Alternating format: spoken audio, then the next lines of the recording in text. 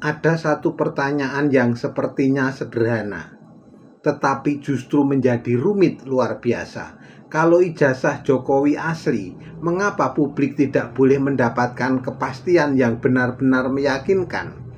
Perhatikan baik-baik, saya tidak mengatakan ijazah Jokowi palsu. Jangan dipelintir. Saya hanya mengatakan publik berhak bertanya. Sebab tidak menunjukkan dokumen asli bukan otomatis membuktikan dokumen itu palsu. Tetapi tidak menunjukkan dokumen asli juga tidak otomatis membuat publik wajib percaya. Dua hal itu berbeda. Masalahnya di negeri ini kadang-kadang logika dibuat sederhana sekali. Kalau Anda percaya Jokowi, Anda dianggap waras. Kalau Anda bertanya, Anda dianggap pembenci. Kalau Anda meminta bukti, Anda dituduh menyebarkan hoaks. Lalu para pembela fanatik datang membawa jurus pamungkas. Pokoknya asli. Loh, pokoknya itu argumen atau mantra?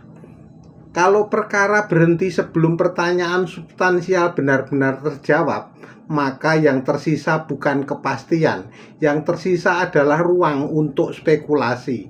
Dan ruang kosong seperti itu sangat mudah diisi oleh dua kelompok, orang yang terlalu percaya dan orang yang terlalu curiga. Keduanya sama-sama berbahaya, karena kebenaran tidak seharusnya ditentukan oleh jumlah pendukung.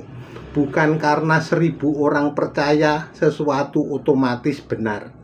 Dan bukan karena 1.000 orang curiga sesuatu otomatis palsu. Bukti yang menentukan. Jadi kepada para pendukung fanatik dan para penjilat, tidak perlu marah ketika rakyat bertanya. Kalau memang benar, kebenaran tidak perlu dijaga dengan makian, tidak perlu dikawal dengan buzzer, tidak perlu diselamatkan dengan serangan kepada orang yang bertanya. Karena pada akhirnya rakyat tidak sedang meminta untuk percaya. Rakyat hanya meminta tunjukkan dasar yang membuat kami pantas percaya.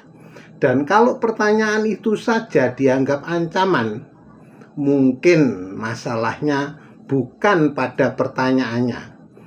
Mungkin masalahnya ada pada ketakutan terhadap jawabannya.